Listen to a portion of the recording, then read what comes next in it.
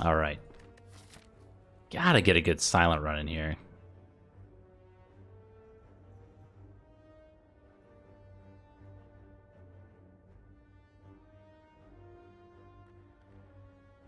We have a 4 elite path along the left-hand side, which we can basically never do. It's too spicy. We could try to snipe the empowered elite here, and then go along a 2 elite path. Yeah, it's an option. We could maybe get it. That said, if we miss, then we're forced to take the empowered elite, and we might not get any potions through those first 3 fights, and then that is extra spicy.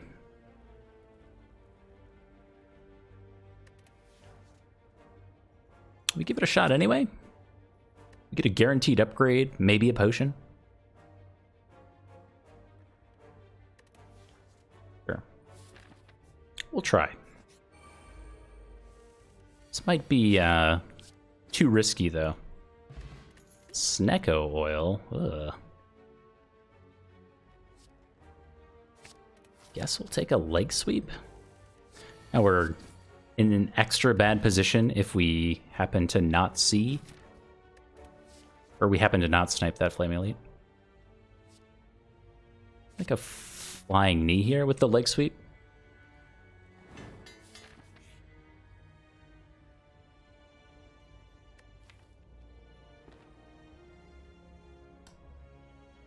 So we only get the destroy option because Flying Knee got hit by Burning Light. Need an attack that's 10 damage or over to get the second option to destroy. I'm gonna go like all in. Oop, not that one. Oh. Remove defend. No, no, no, no, no. Strikes are stinky.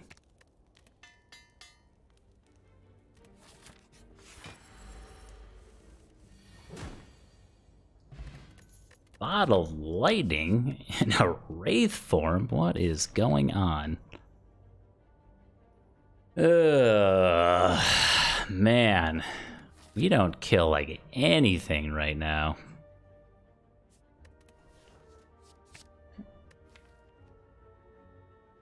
We'll take the wraith form not because it's good here, but because we just kind of need it. Well, we'll eventually wish we had it, I guess. But the Act 1 Wraith form is notably a curse most of the time.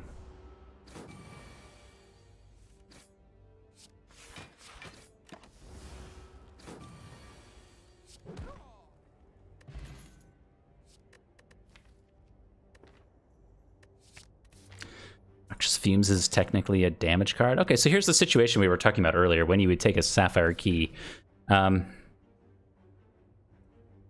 Juzu Bracelet is kind of interesting here because we really... I don't think we want this to be a combat, nor do we want this to be a combat. Probably. So we could take 2 guaranteed events. We're looking at... We've got shrines to get. We could get a golden idol. That's not very exciting.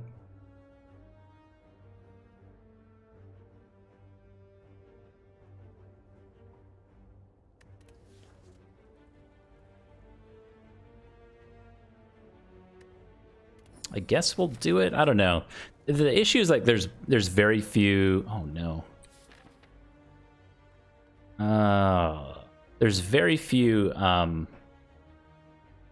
The issue is not that Juzu Bracelet doesn't serve a purpose. It's that there's very few other relics that I would prefer to pass on over the Juzu Bracelet. I think if you look at the Juzu Bracelet stats by the end of the run, even if you get it in Act 1, typically it's converting like maybe 1 or 2 combats, maybe depending on how early you get, maybe 2, maybe 3, maybe depending on how many events you take. So it hardly has any effect on the game whatsoever, as opposed to whatever relic you've passed on. Usually you'd prefer to have whatever else would be in place of Juzu Bracelet. In this instance, I feel like our tempo is so low. I don't know if we make it through this elite combat. This path is not much better than this. And if we go to 21 HP, we would have to play Wraith form, which is a whole turn. We have no damage for Gremlin Knob. I think we are... We're in the sad place. We need this to be sentries, basically. Nice.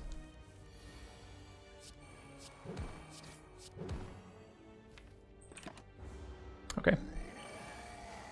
And for sure justify our Snecko oil probably this turn, or the next turn. Honestly, this turn is also okay because it shuffles the deck for us and rerolls the cost of a bunch of defends that we don't care about.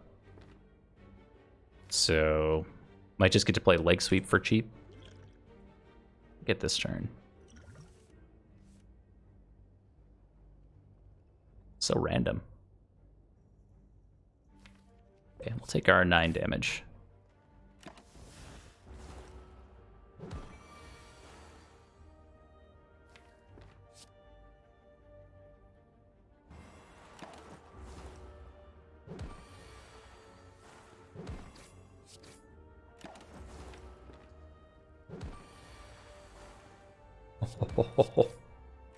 We survive! Good job, Wraith Form. Pick up a Tungsten Rod. Oh my, to go with our Wraith Form.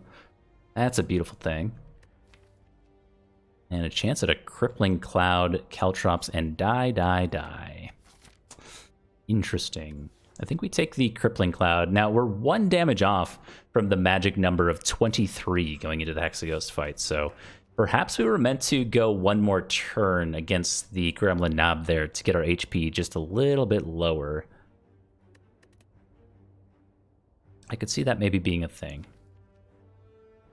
But yeah, currently against the Hexaghost, I think we're way short on damage. Crippling Cloud, we would have to upgrade. It is pretty good for that fight.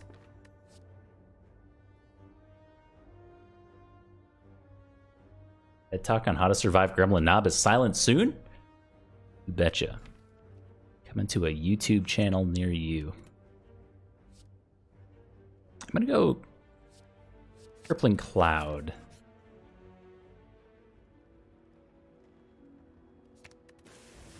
Mostly because Crippling Cloud scales better into the rest of the game. Like, we scale really well into the late game right now, but we're lacking in early game stuff. So just like a simple deadly poison. Snecko's Skull is pretty good.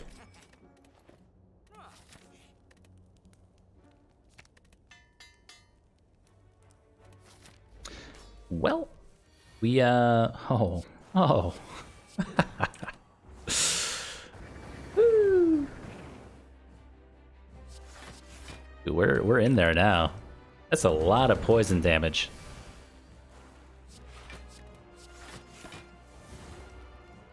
Why removing a strike over a defend? My counter question is, why would you remove a defend over a strike? Not to just throw it back to you, but I'm genuinely curious. And I'll start to go through my answer as to why I would almost always choose to strike over a defend. I guess the short answer really is that for the silent, the defends have the opportunity to scale into the late game through footwork and other deck scaling stuff, I guess. Whereas the strikes never scale into the late game for the silent. Basically, no matter what you do. The, the meme answer is to say something like, Phantasmal Killer or something to that effect, but that doesn't scale well. Nothing scales the silent strike cards. So if you have these strike cards going into Act 2 and 3 and 4, they're always in the way, in my opinion. It's one of those...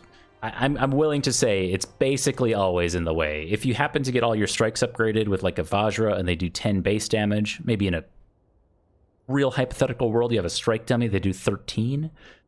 Okay, having a couple of them around for Gremlin Leader or Slavers is okay.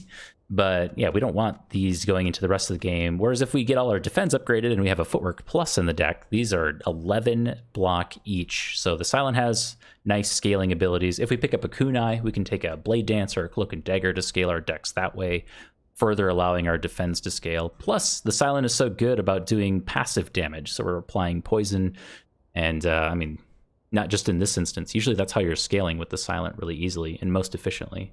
So I basically always prioritize removing strikes over defends.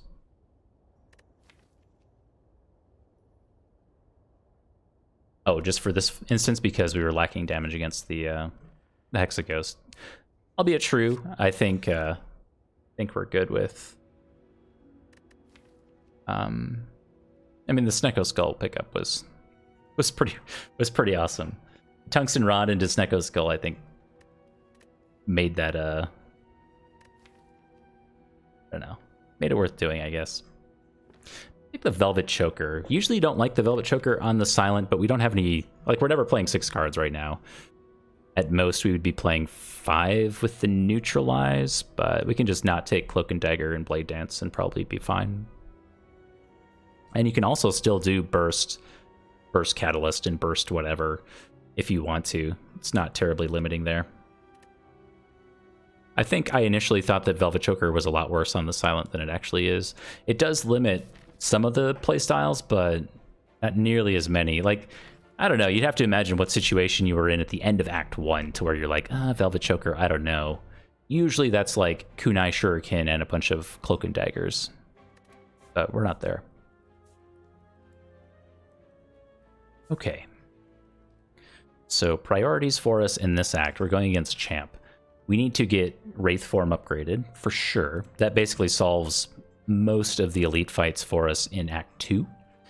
So if we can find a way to do that, mainly by trying to go to a campfire before an elite, then I'm hoping that the rest of the act should solve itself. Especially since we have the Corpse Explosion and all that nonsense to deal with, Gremlin Leader and Tri-Slavers and stuff.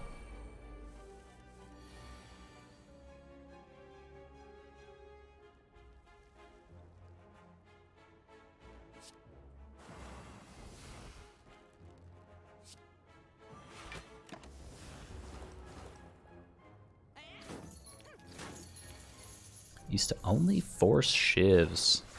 Yeah, the Shiv archetype is super popular, and I love playing with it too, but unfortunately, if you do too much Ascension 20 stuff, you just sadly can't use the Shivs that often, though we've made it work quite a lot on the channel in recent times.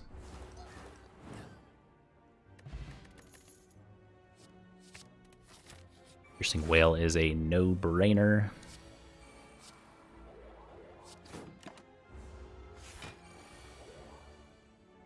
Ugh.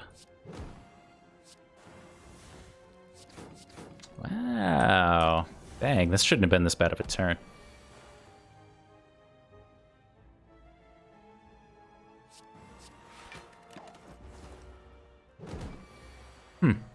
We're super defensively strong, but we managed to take quite a lot of damage this act already. Fortunately, I guess, we have Juzu Bracelet and 3 events ahead of us. So maybe if we get it offered Apparitions, we'll do that since we'd only lose a couple HP. I hate this event. Now we do have Tungsten Rod for this event, so we only take 5 damage. But I already don't like that we're going to be taking 5 and going just below half, when I specifically said we needed to upgrade the Wraith form here. Yeah, this event and the Forgotten Altar are so punishing in Act 2. Yeah, if we hadn't taken a ton of damage through the City Muggers and the Spheric Guardian, I'm actually using their real names. It's rare. I think we would have done this. We would have done like 2 potions and then leave. Alright, we'll just do leave.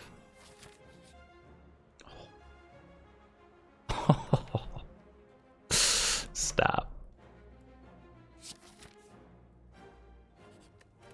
Stop. Just stop.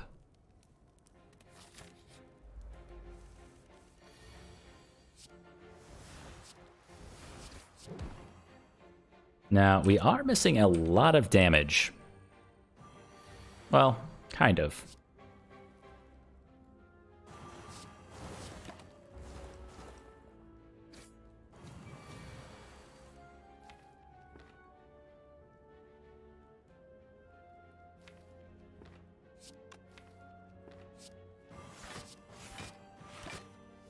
Come on, don't strike out. Okay, it's not all bad.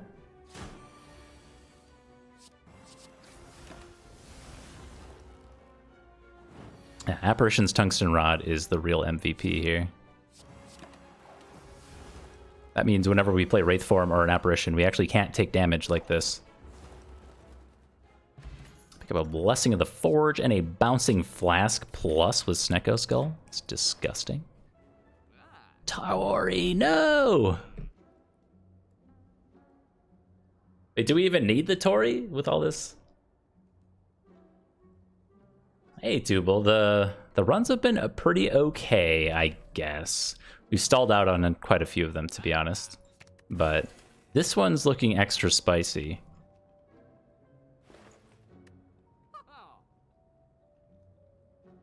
Or it would make 0 damage, 1 damage. No. Because Tori Tungsten Rod makes it so whenever you would take 5 damage, you take 0. So it's particularly good on the Heart Fight for preserving Apparitions, because the first 2 cycles of the multi-attack do 0 damage, so you can save your Apparitions or Wraith Form or whatever.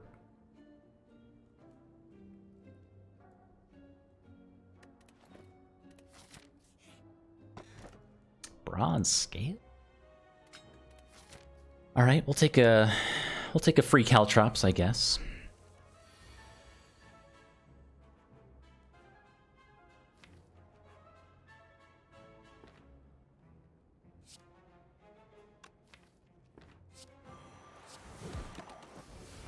I hope this is fine.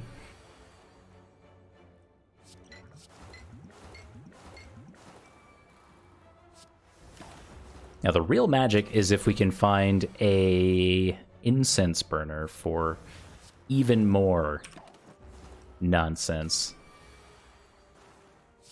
I feel like we just can't take damage, so we don't have to worry about Wraith Form reducing our dexterity because of this Tungsten Rod. It's madness. Pick up a frozen egg. Chance at a second corpse explosion that I don't think we need.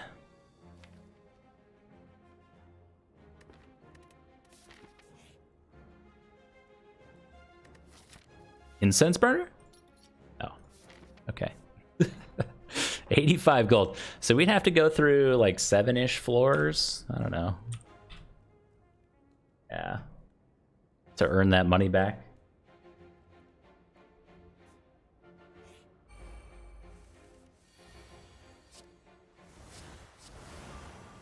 Oh, Tungsten Rod. You're so good. You love to see it.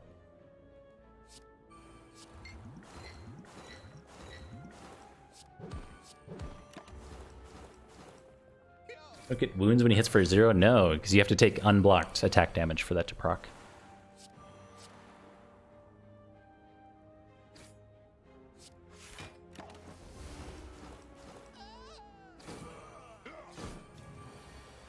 Good job, Corpse Explosion. Just in time. Bottled Flame. Ew, Catalyst Plus. I guess we'll take it. The whack? Oh, this game. Oh my goodness. Is this the greatest Juzu bracelet of all time?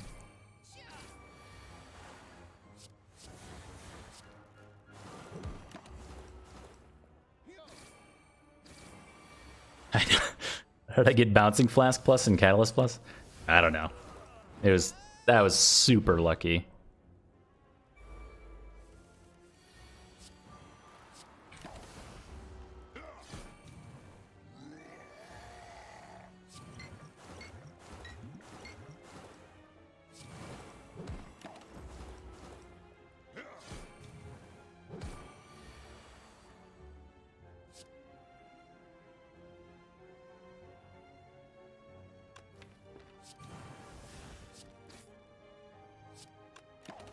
I mean, it doesn't matter, right?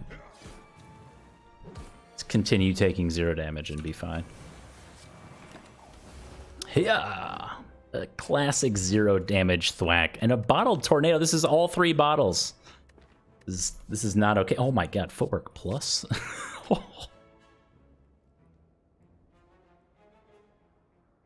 Yeah, wait, I don't even know if I was supposed to take footwork plus. This is madness.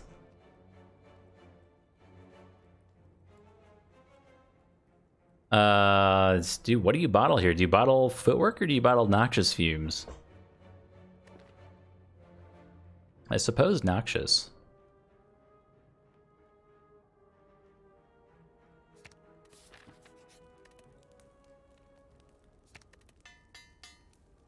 Yeah, I don't know if we needed the footwork, but I took it anyway, because, you know, respect and all. So what are we missing? We're missing Runic Pyramid.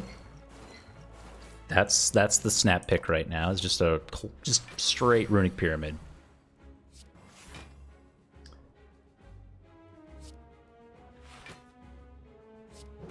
Big energy. And then Runic Pyramid plus Burst, and the run should be largely 1.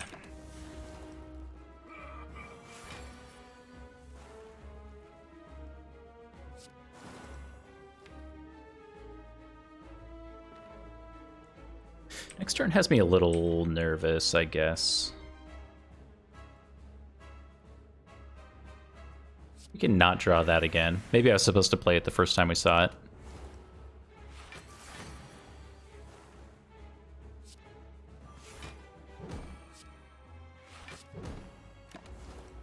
Catalyst, please.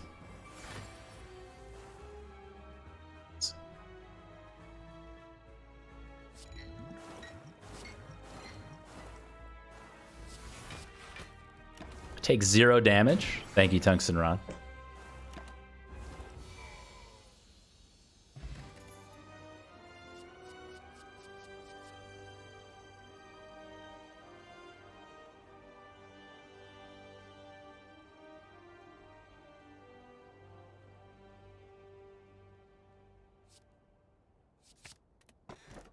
Oh, no. It's, okay, so it's not Runic Pyramid.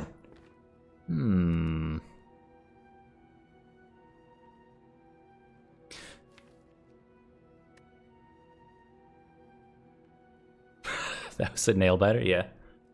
Yeah, it's pretty close.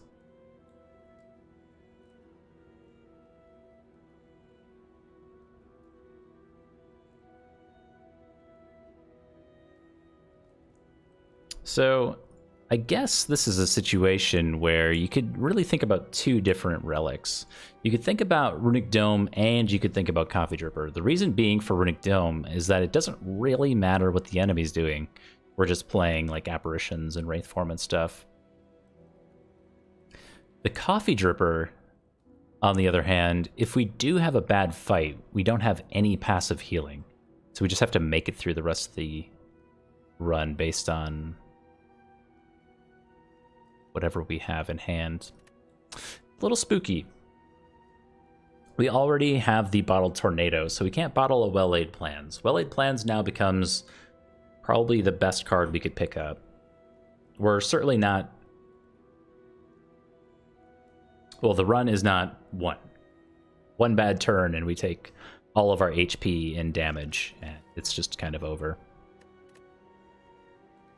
I could honestly see a skip button here. I don't think we will, but I could see a case for the skip button. Do the Coffee Dripper. Too bad it's Monday. Could use some coffee.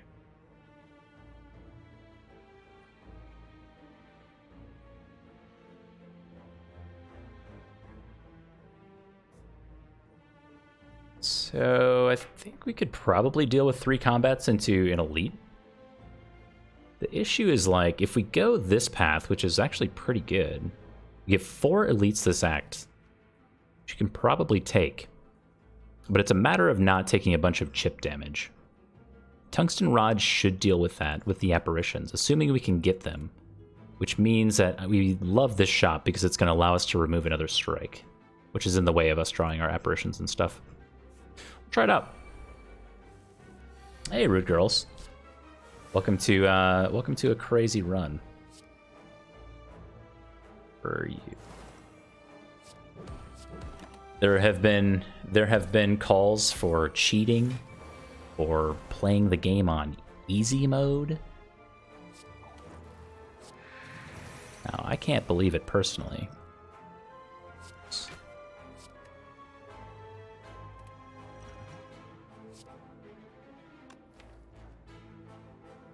I have to pull exactly Crippling Cloud to get that.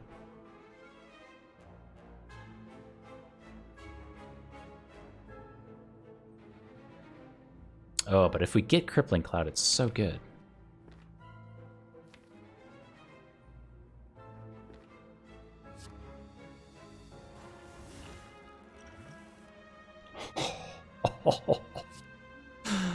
Oh, how do you play 820 on easy mode? I don't know. I just don't know.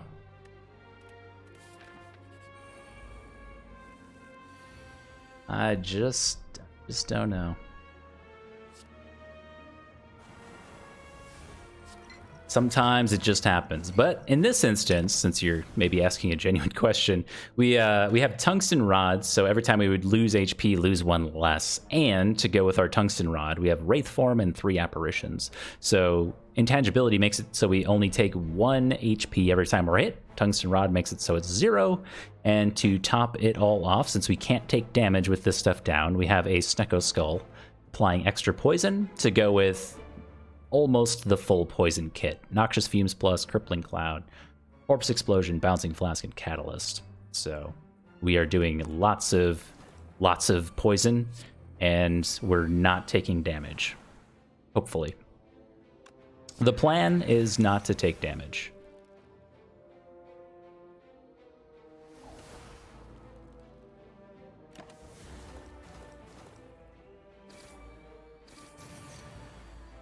$14 stacks of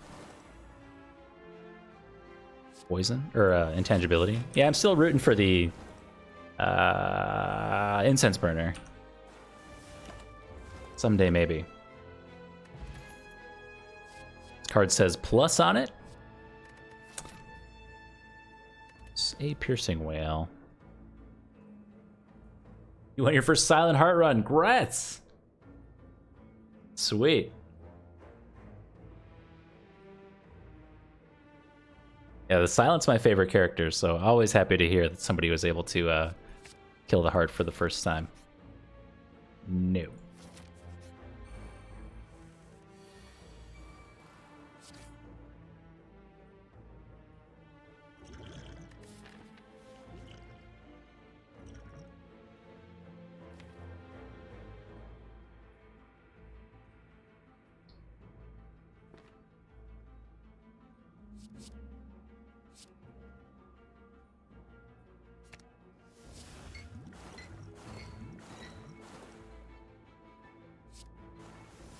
$49 should be enough.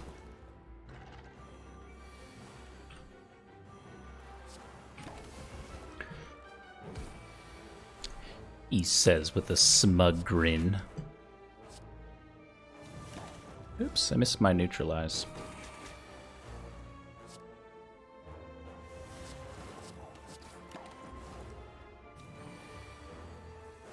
Got him. Yeah, we need some more relics. That's all we're really missing here is some relics. Dodge roll is not that interesting, actually. Okay. A funnel is kind of cute. We've got the Snecko Skull to go along with it.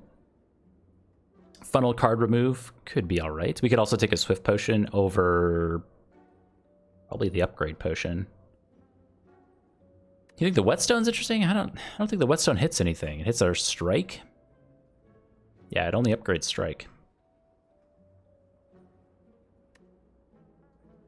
Now, if it was like a war paint, it'd be a little bit more interesting. Most likely it's hitting our defense, though, which I don't think we need. Okay, so I think we love this. Love it. Twisted Funnel. At the start of each combat, apply 4 poison to all enemies, or it will be 5 with our Snecko Skull. We'll take some extra card draw in card remove by getting rid of a strike.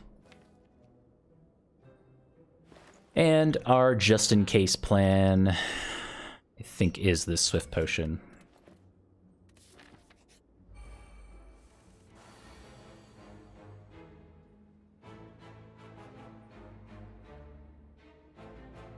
Do we have to do math? I think I have to do math. I don't actually know if this works out. Okay, math. Okay, so here's the math, if you don't know how to do the math. So what we do is, since this is going to apply a strength 1 times 3. Okay, that's what I thought. Let's just explain it, because this run's going so fast anyway. We might as well explain some of these. We're at 31 minutes, and we're almost halfway through Act 3. So what you have to do when you're applying strength down effects, and on top of that a weak effect, is the strength down is going to apply basically first. So the base value of this would go to -5 strength. So that goes to 7 minus 5, or 2. And then, the math is actually pretty easy on this one now that I think about it. And then, since this is then 2 times 3, we're applying weak, which is a 25% damage down effect. So this math is actually really easy, but you can apply this elsewhere. So 2 times 0.75 is 1.5 damage. And damage in Slay the Spire rounds down.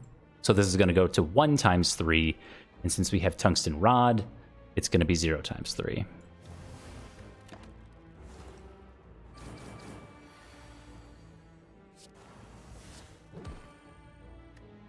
Math.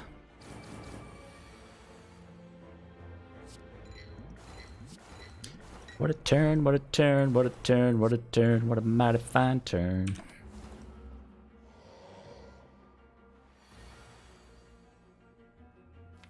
Sure.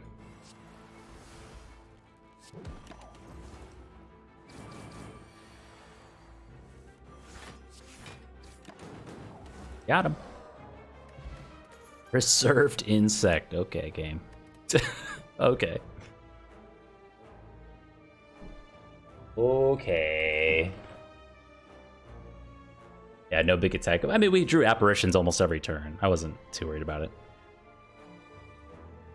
Not just play the apparitions if you have the extra energy. Well, we got a really, really good turn, and that's what brought the song out of me, where we had Bouncing Flask, Corpse Explosion, and Catalyst. If those didn't line up quite in that order, that fight would have gone on longer. I guess we could have played this one for no real reason, but whatever. The upgraded ones we can potentially draw again, and the Nemesis can do a big attack that's 45 damage base. So if we run into that instance, we would want to make sure we can draw our apparitions again to deal with that attack.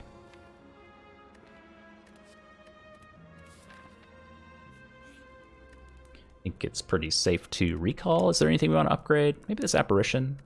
Malaise? Recall. But yeah, Nemesis kind of giving you a quick smack on turn 2 for 45 is like, it's a humbling experience. It's not fun.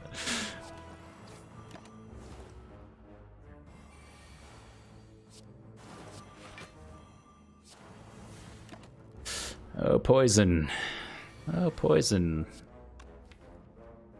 Next turn we just Wraith forms, so we'll do this. Yawn.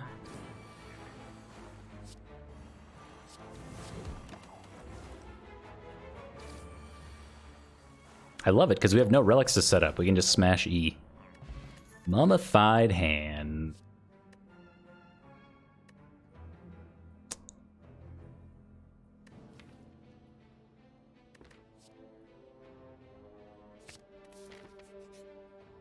This has to be our Sapphire Key instead of Toy Ornithopter. That's okay. Tiny Nemesis. Cute.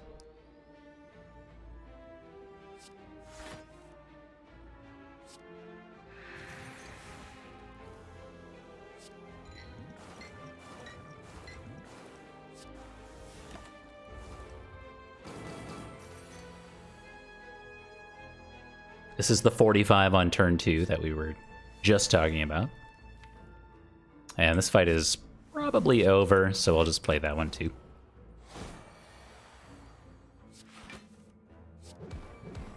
Got him. Bag of Preparation is insane. Yeah, the Mummified Hand, I mean, it's okay. I think Mummified Hand, like, in general, is an incredible relic, especially when you get it on the defect with a creative AI. Like, it's the most amazing thing ever.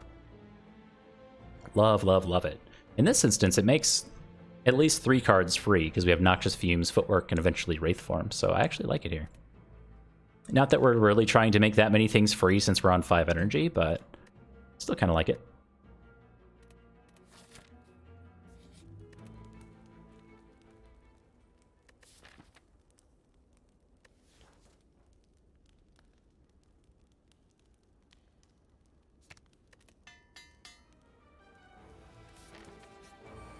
Apparition beta art is top tier. One of my favorites.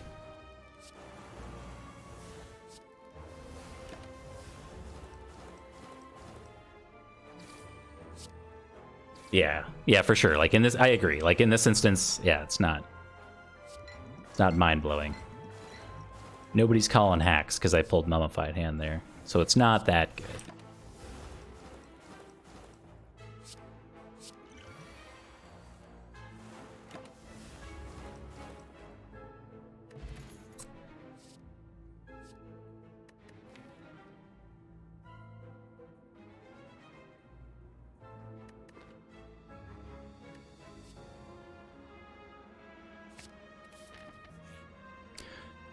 Take some more card draw. Do not want the Skewer. Do not want the Deflect. There's very little we actually want from that. We don't even want the rare card. Oh god. I think it was in the bottom left. Snack Lady.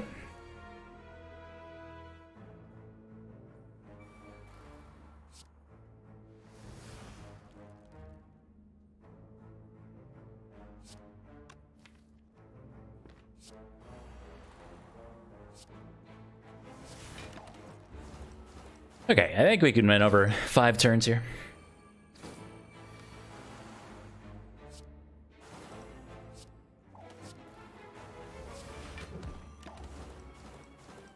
You don't really like Unload? I also don't really like Unload. It's so weird to try to make it fit into, I don't know. It ends up feeling like a meme, you know? Like, really know how it fits into the Silence Kit, because it's trying to be a discard card, but I don't really get it.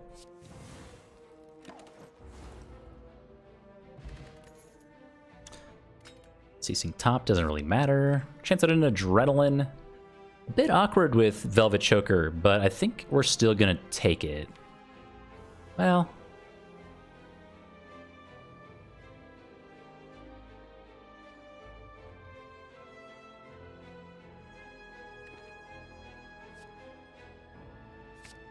Seems good. Alright, and what to smith? I think at this point we want to smith Acrobatics just for even more card draw. Malaise also maybe has a place, but again, we're doing intangibility nonsense.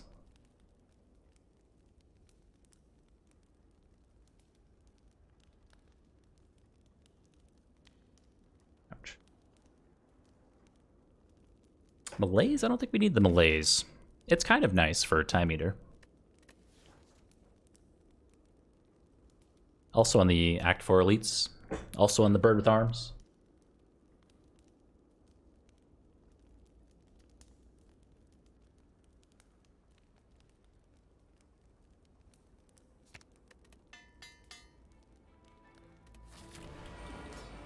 All right. Wow, not being attacked on turn 1. Now the real question is, like, do you play Wraith Form on turn 1? I don't think we do, but we're close to just winning. Oh, it's free.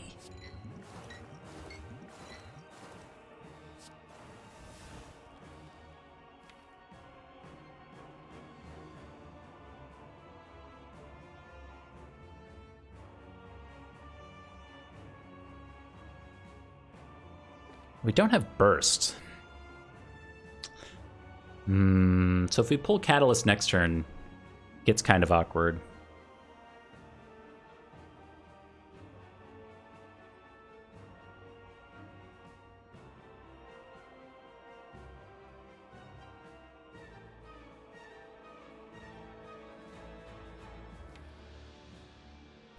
So we have acrobatics, adrenaline, and backflip yet to draw. I think we go. I think we cycle around to Wraith form. So tempting though. Because if we triple this, it goes to roughly 90, and that's way too soon. Yeah. I'm gonna go next turn. Hopefully not just get one shot here.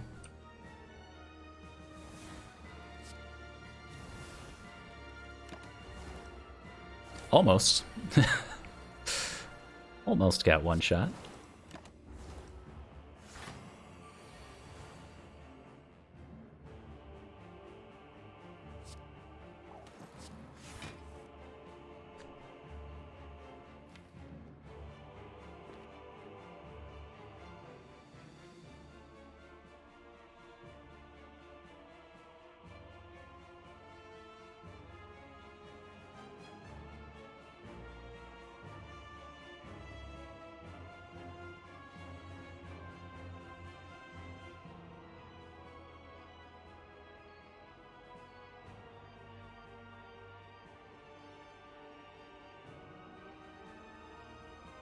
So if we draw 2 cards and we don't pull Catalyst, we would then have to Acrobatics because we want Catalyst in the next shuffle. But Catalyst would be in our hand, so we'd have to draw it.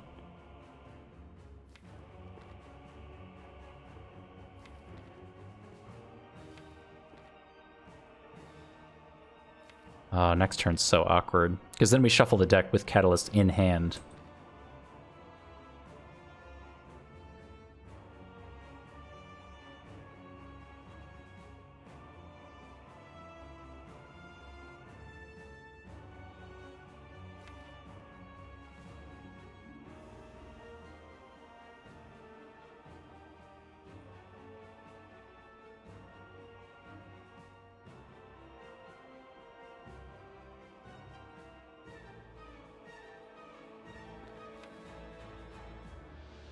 Like, Swift Potion is super tempting here.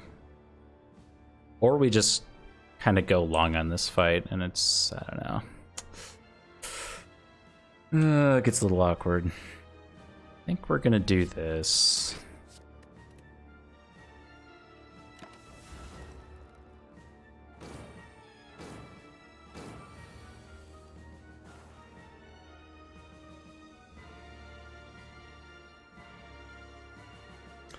You currently take 288 damage over the next 2 turns, so we would have to account for 32 damage while you're blocking next turn, which we very rarely do. Basically, Bouncing Flask. Now, the odds are not in our favor for that. I think we cycle faster.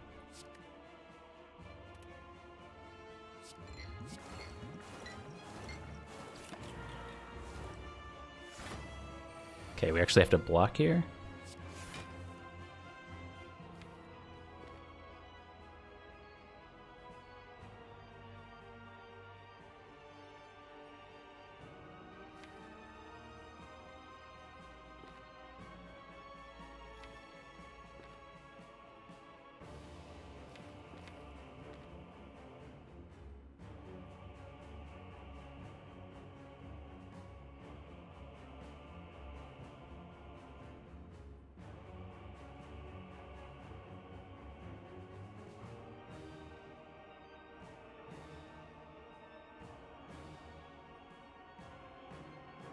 I think maybe after the Bouncing Flask I could have Catalyst. Let me check. I might have messed that turn up. 2, 3. Yeah, I think if we did Catalyst plus or Bouncing Flask plus Catalyst, maybe we had it. And I tunnel visioned on a different path. My mistake.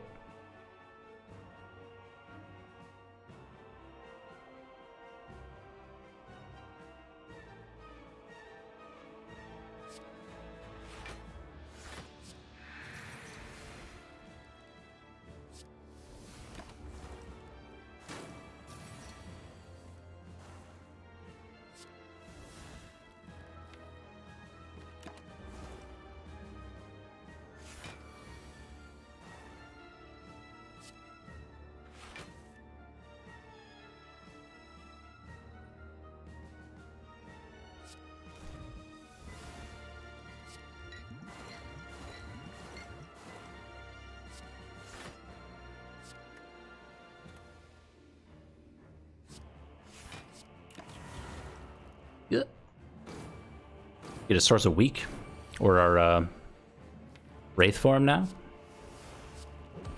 Now that I need it, it's never there.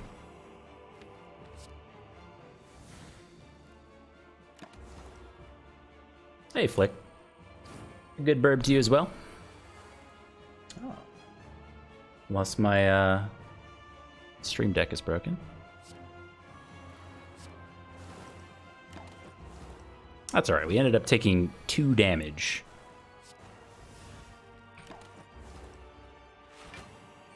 One damage? 2 damage?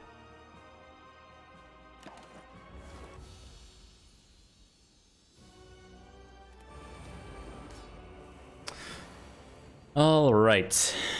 Against the bird with arms.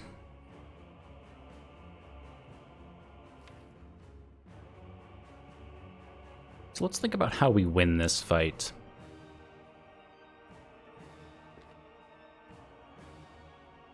I think obviously we're going for as big of a malaise that we can get. I think we can get away with not playing these apparitions, but we shouldn't be too shy about playing the cards that exhaust, so we don't have to draw them again. And then we can largely just cycle around to poison applying cards as well as block cards, and that's basically our win condition. Once the apparitions and footwork is down and malaise is down, then we're basically just drawing block cards every turn with ease.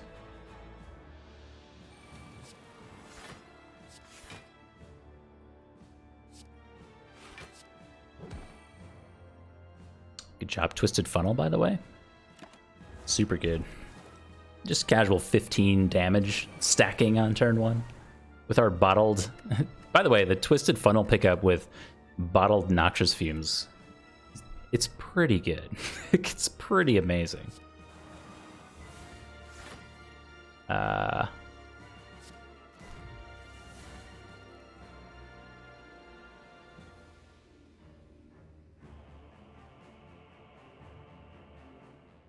Okay.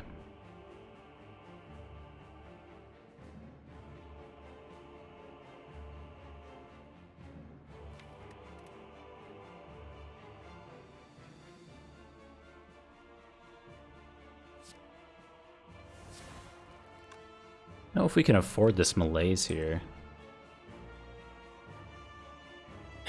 Because we also need to play footwork to survive this fight. So we need malaise to be applied for...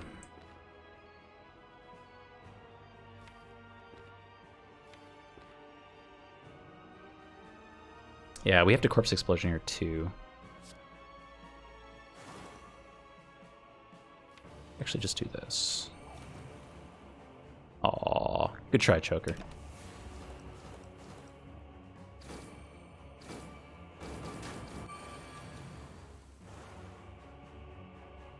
Generally better to aim for malaise or disarm on the first or second phase of the Awakened One. Don't affect how the split affects strength. That is a fantastic question, because the game doesn't do a very good job of explaining that kind of hidden mechanic. So the basic idea with malaise and disarm is that they're permanent strength down effects. So let's talk about those first. So obviously if we apply up to 6 strength down here, we can actually go negative in the first phase and that'll be fine. And we're welcome to play them depending on how much strength up we're going to give the Awakened One. So in this instance, I wanted to shoot for a bigger malaise because that's going to carry on for longer. Now, what's more interesting is that once it enters phase 2, it's going to wipe away all of its debuffs, including the one that is applied from Piercing Wail and Dark Shackles that gives them plus strength at the end of their turn. So they wipe that away, they wipe away the negative strength as well, and they're basically set back to 0. So in this instance, if we had a Dark Shackles for, is it 8 or 9, I forget, the Awakened One would go to -2, but if it was transitioning to phase 2 at the same time, it would wipe away all those debuffs and basically be set back to 0. So the temporary strength down effects are the ones that you really have to be careful about.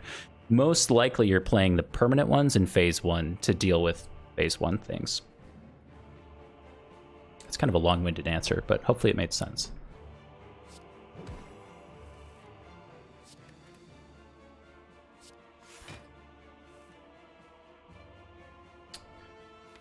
malaise is too soon again.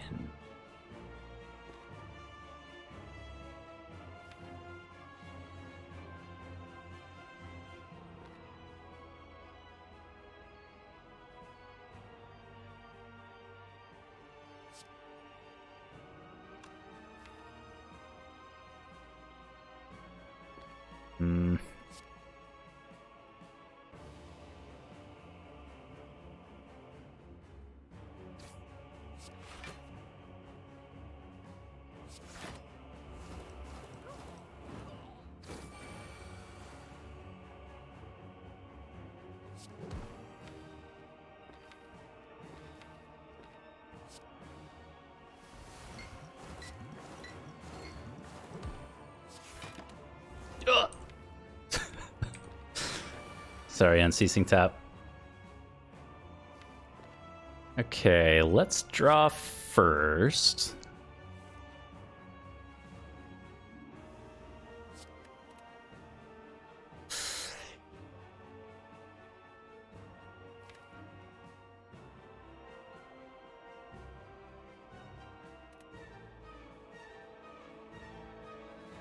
So we want to use the Piercing Wail for the Piercing Wail trick. That said, we're not guaranteed to be able to line it up. I think we've got good odds of lining it up, but if Malaise hits for 4, I think that's still fine. So if we have to use it here to survive, I'm good with that. This is 36. We block for 16 more, go to 30. No, we block for 24 more. Go to 38. Yeah. So we do full block this turn, but we don't get the flying knee down for Malaise that I'd really like to get.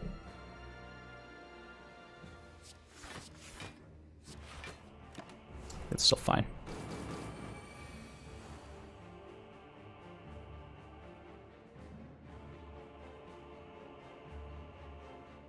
I did mention the whale trick. Maybe I went too quickly. So the Piercing Wail trick. So this trick works on the Time Eater, the Awakened One, and Champ in particular. I think those are the only 3. But these are all bosses that wipe away their debuffs at basically a phase 2 effect. So Time Eater, once you get him below half. The Awakened One after you kill him for the first time. And then Champ, same thing, below half. Wipes away all the debuffs. Piercing Wail and Dark Shackles apply a temporary strength down effect that can potentially reduce them to negative values. So if we were to Piercing Wail here, minus strength, 6 strength temporarily, this strength then goes to 0. However, there's also a debuff that's applied from Piercing Wail that says something to the effect of, at the end of this turn, gains 6 strength. That's applied to the Awakened One. But if you transition them to phase 2, they wipe away all their debuffs, including the one that says gains 6 strength at the end of this turn. So the strength down effect from Piercing Wail and Dark Shackles becomes essentially permanent when you go into the phase 2 of these fights. Now, if you apply strength down that goes negative, so say we had an upgraded Piercing Wail that I can't click on, 8 strength instead of 6, so this would then go to negative 2 strength. It doesn't work like that, so you still it's wiping away all the debuffs, including the negative strength effects. So the best you can hope for with Piercing Wail and Dark Shackles is to reduce them back to 0 strength. And I think initially when I first started playing this game, I kind of thought that was a bit, I don't know, gimmicky, a bit cheaty. I didn't really like it, but the more that I've played Ascension 20, the more that I've realized that you kind of have to use every advantage that you can get to deal with bosses like this that would otherwise completely destroy you in the second phase if you left them with 6 or more strength, say, on the defect.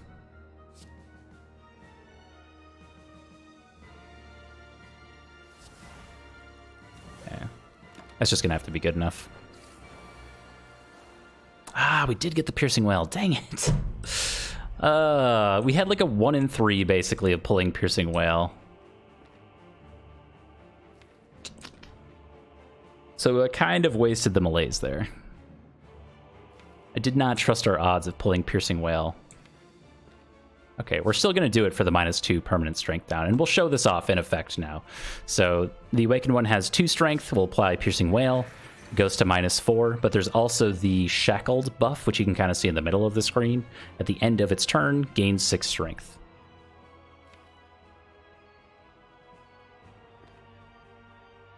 Okay. so I think that's good.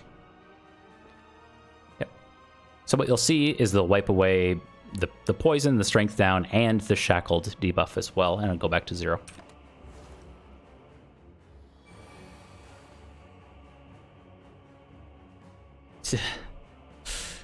Accidental demonstration.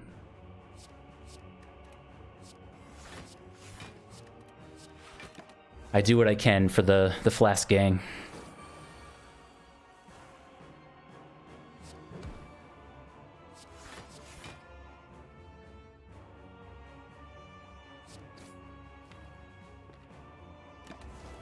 Okay. Looking to apply that catalyst really soon so we can not draw it again. And that should allow us to keep the weaken down that much more often, because the weak dropping off is what's going to really cause us to take damage this fight.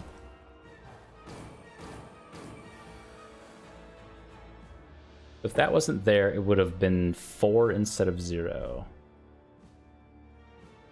Right. I think it was at 2, but yeah, it would have been at whatever plus strength value it had before the split.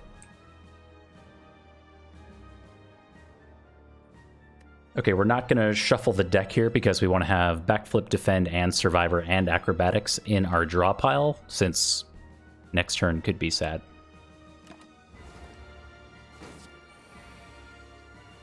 It's not that sad, but kind of.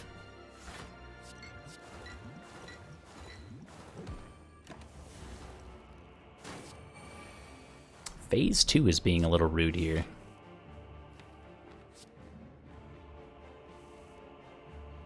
Also, importantly, you don't want to discard voids, even if you, what do I want to say? If you draw them like this, which we didn't, but if we draw a void like this with Acrobatics, you still take the energy down effect, so you don't want to discard voids like that.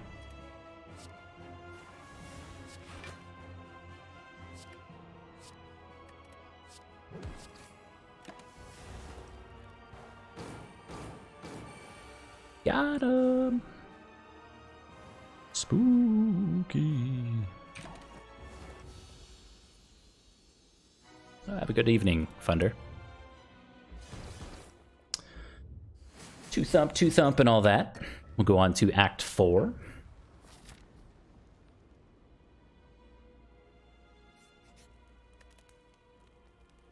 Take a look at our smithing options.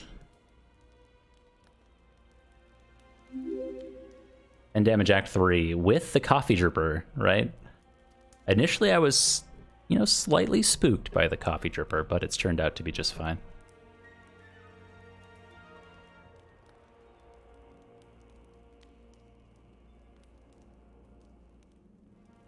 Act 3 and 4, so once you get to Ascension 5, heal less after boss battles. You never pop back up to a full heal.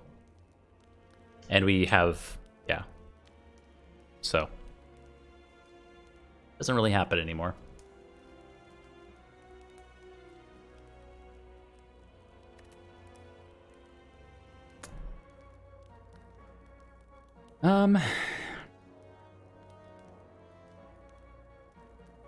So I could see a few things here. Leg sweep being extra turns of weak could be okay.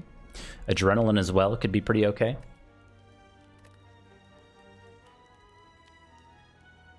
Malaise seems kind of unnecessary, except for maybe the Act 4 elites. Corpse Explosion we probably don't need. If this was extra card draw, I'd be more inclined to take it. I don't think the 7 energy is never going to be relevant. Well, sometimes, but probably not. I actually really like getting a block card upgraded here because we have a turn up and can't become frail. So any high value block upgrade is going to be great for us on turn 2 against the heart. Backflip upgrade's pretty good too.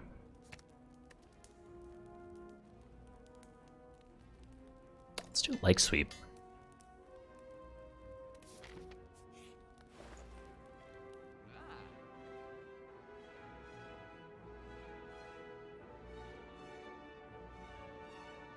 What if you had 30 health out of 33 and you win a boss fight? Oh, I have to remember this, so... Okay. So you heal what is it, like 75 of your missing HP? So you're missing 3 times 0.75, which is 2.25. And I think healing rounds up in Slay the Spire. It's one of the few things that's beneficial. So I believe you do go to 33.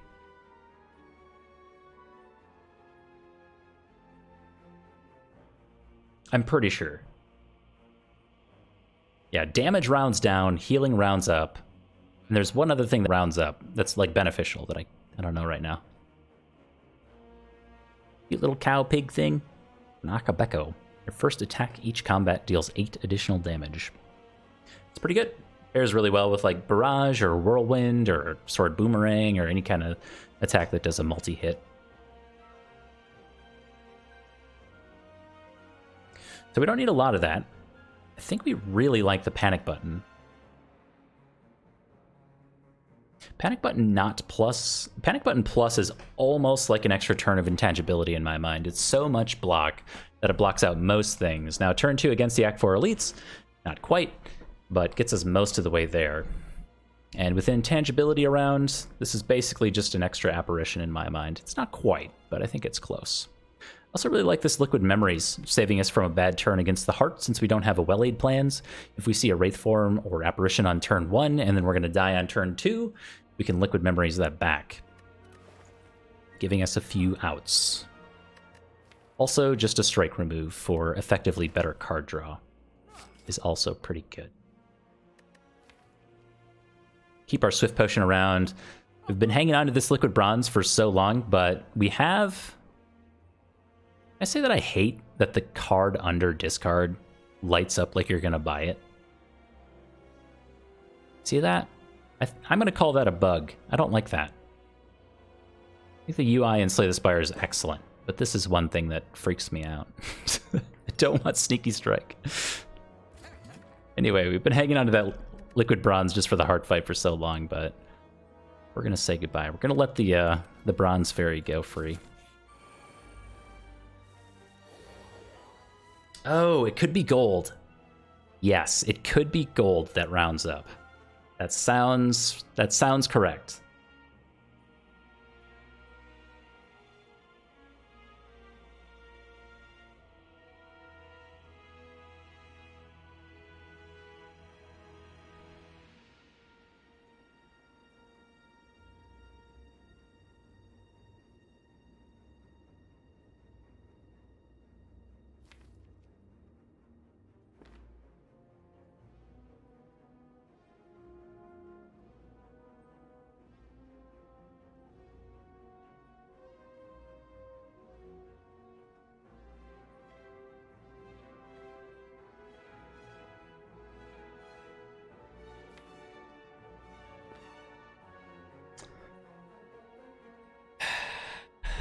So it's just awkward. We got all our high-cost poison cards here, because I think Wraith Form on turn 1 is perfectly reasonable in this fight, but we need to get Corpse Explosion down.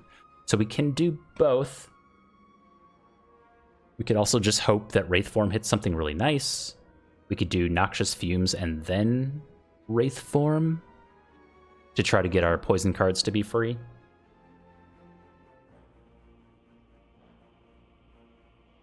With the Mummified Hand.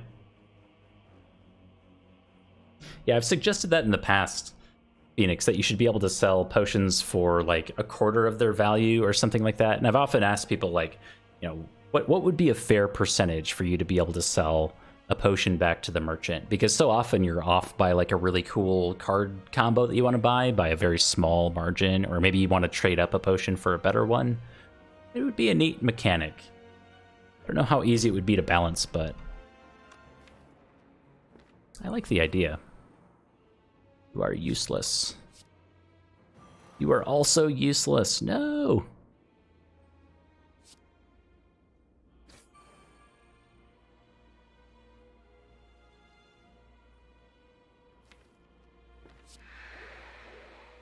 We're going to get rid of that artifact so our Noxious Fumes can start applying poison for Catalyst.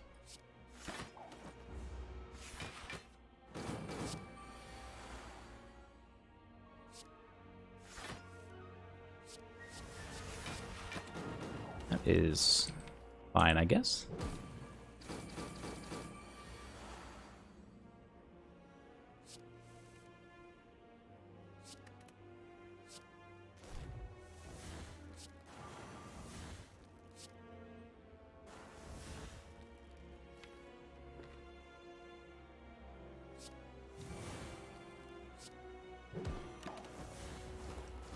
Okay.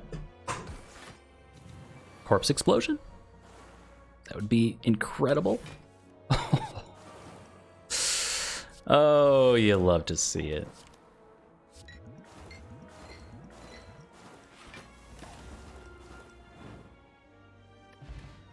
Urn-faced bird? Oh my.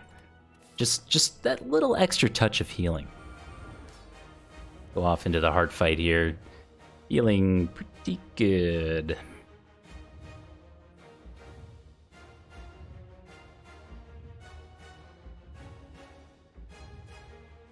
Okay.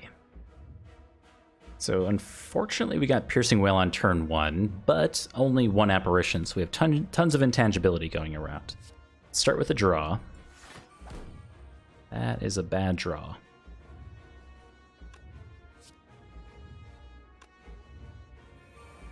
Draw again. For better cards, please. Oh my. Wait, that's all of our defense. Oh wait, we got a defend in here.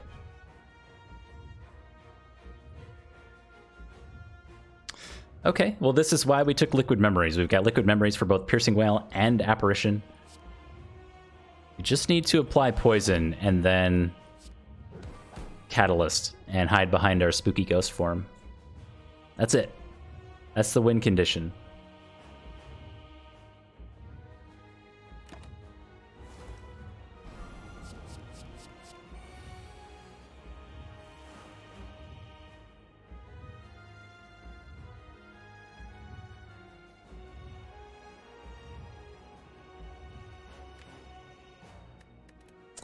Okay.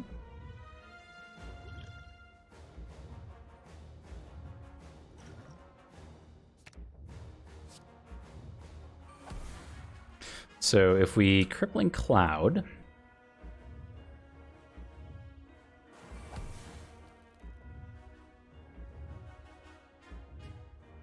I believe we need to malaise for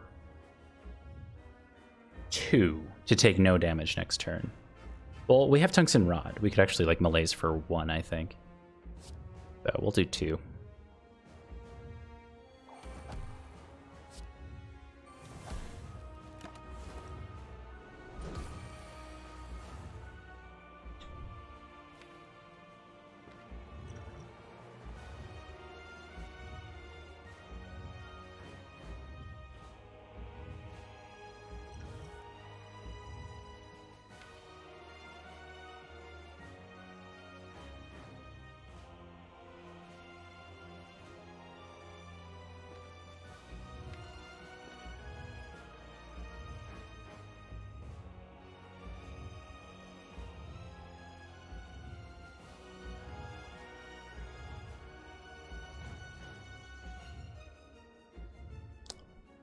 I just want to point out, I'm not salty, but the number of status cards that we've drawn this turn is pretty remarkable. Including the Ascender's Bane. Okay, so let's figure this out. If we Wraith Form this turn and Catalyst this turn, we don't need to Wraith Form this turn, but we're going to draw, I'm guessing, both of our apparitions for next turn, and then we run the risk of dying on the next sequence, which is kind of spooky. So if we Wraith Form this turn, we survive this turn, obviously. Then we go buff turn, attack turn, and then we have 2 more apparitions, so 1 more attack turn, 1 more buff turn. So we'd have 6 turns to kill the heart. If we were to cap out the poison, it would take roughly 4 turns to kill the heart, which we can certainly not do. 19 times 3 is 57. Yikes. So that's 13 and a half turns to kill the heart if we Catalyst this turn. +1. Yes, +1. Thank you. From Snecko Skull.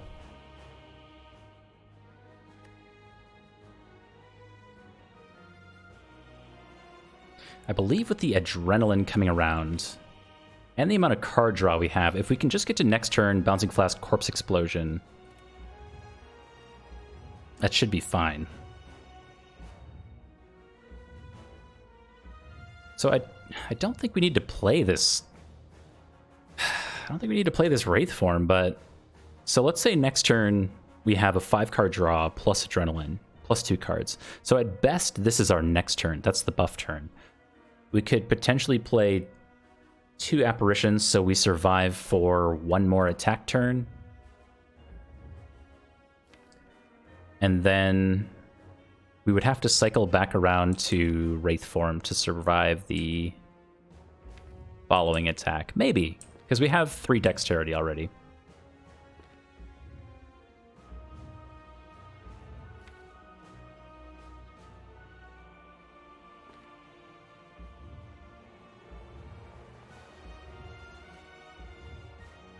I think we just pass.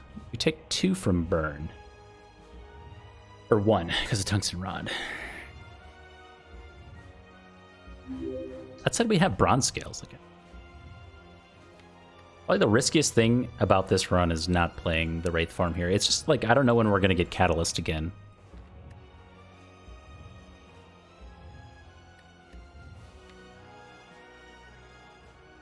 No, we have so much block. Okay. We're going to go next cycle.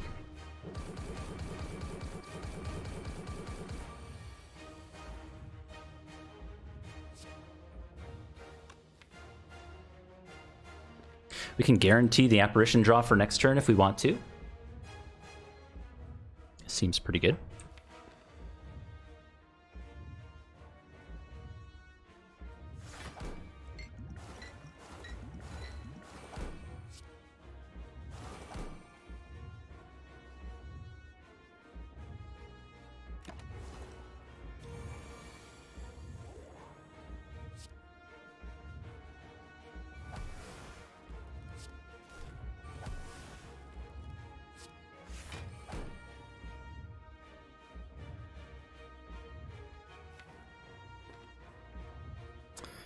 Okay, well, we cycled as much as we could. We've got 5 weak down already. So that's okay. We also have Piercing Wail coming around. We have 1, 2, 3 outs coming around with Acrobatics and Backflip. So we want to remove this artifact. I don't really need this weak down. So let's do this, and then Corpse Explosion for the bigger catalyst, I suppose. And 2 Corpse Explosion. Oh, do 1,600 damage.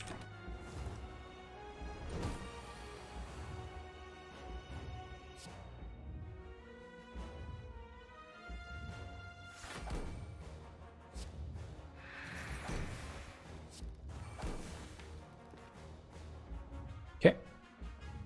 Now we just need Wraith Form over the next 2 turns. Unless... No, it doesn't even matter if it's the bottom card. Always get it.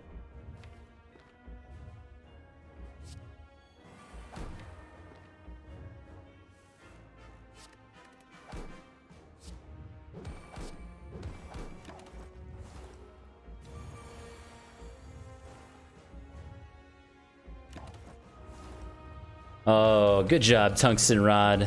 Oh, so good, so good. We'll play our panic button.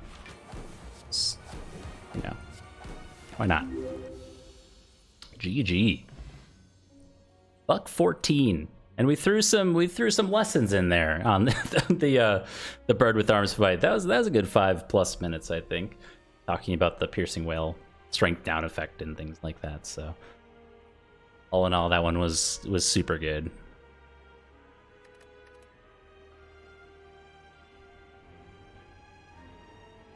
And I think it turns out, if we had played Wraithform on that one turn, that I felt was like the deciding turn.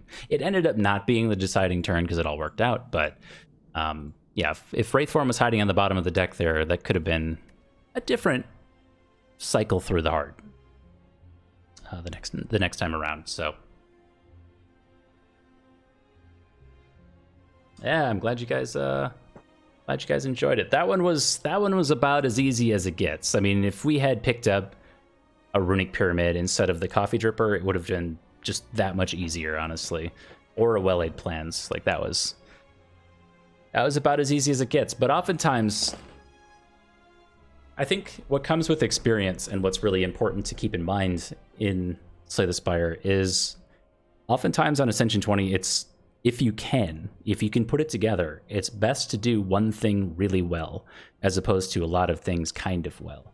And I think towards the end of Act 2, and you're going into the Act 2 boss, you kind of get a sense after a while, like, oh, I'm probably going to die to Champ or Collector, and because you're not doing anything well. And the game doesn't always give you something really well to build around. But in this instance, it was all about recognizing very early on that we were given all these pieces to the poison kit and then not deviating from that plan, especially when we got to the Wraith form and Apparition combo. I mean, the rest of the run was basically one.